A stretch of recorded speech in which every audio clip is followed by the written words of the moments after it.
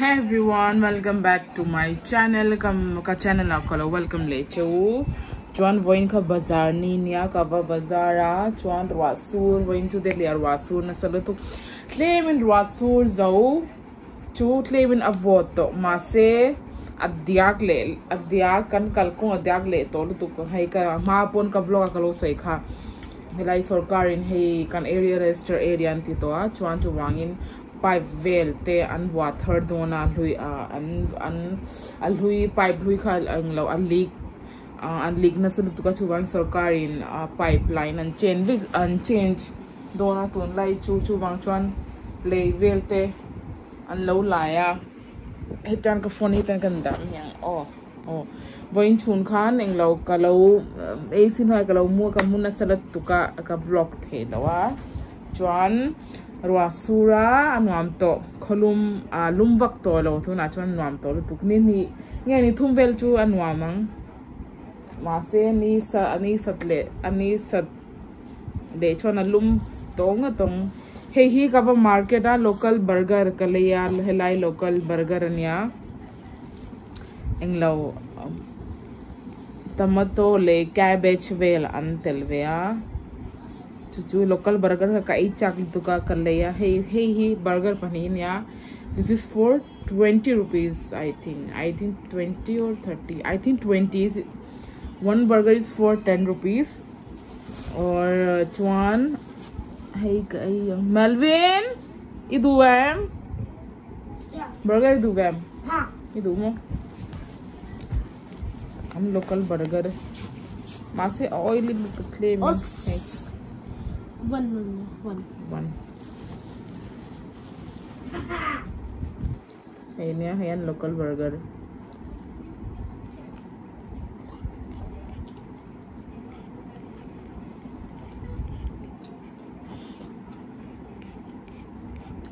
Atui beto mase claim doon kasya.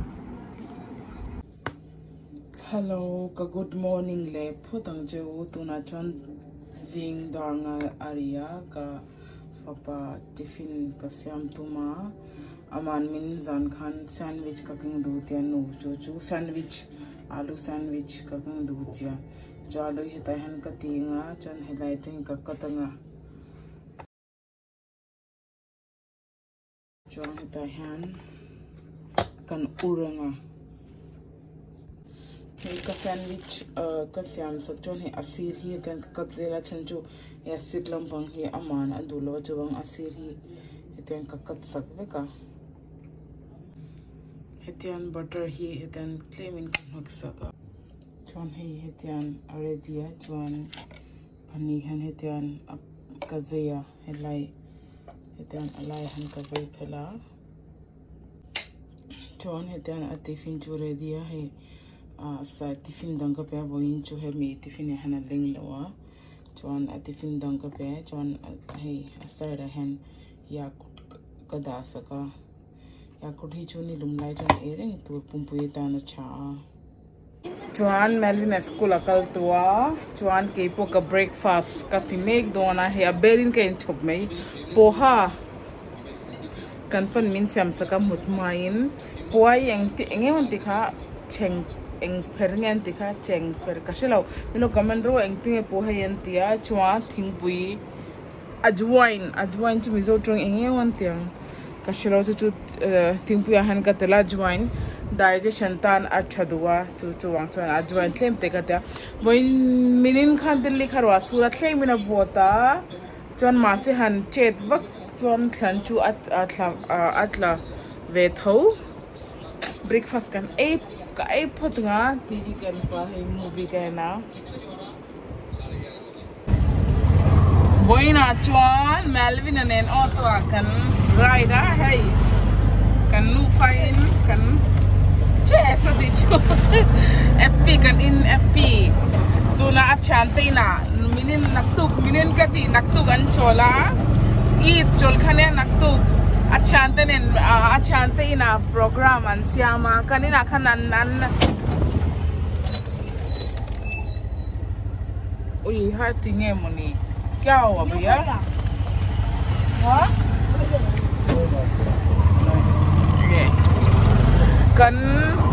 auto ne kan in accident hep englo kan in akan program an sam tunga ma se kan in hei hilai level an lo chowangin talbonga thalo tuga no pangan nia chuwang chuan kan in akan an cancel a achan te na englo dona naktu kan chualan and anwa enjoy dona chuwang chuan achan te na ka shwai dona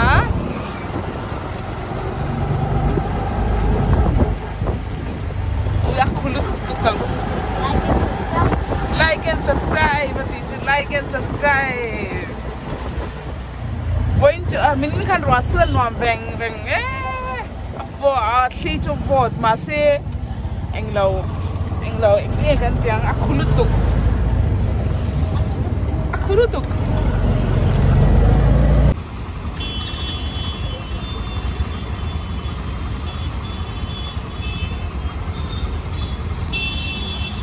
chuan Melvin kan han thla a englo tuna chuan zandar ni to kan pan min lo pika ki kara park ka tuna englo Melvin ka han thla ka trial ma khan englo an chante na khan dinner kan ti khala chuan englo no pangvel te khan get together an classmates ho an nu le paten local veka chuan englo dinner kan e zau kan pa ka phone kan pan min lo pika ki englo hey to e zau khan he nu le pa ho ten chu koma kan in ti ya thata khan kan tlaya katle min kan tlai dawa ta tu na chon englo kan in ma so englo leyan englo an lai ka ti kha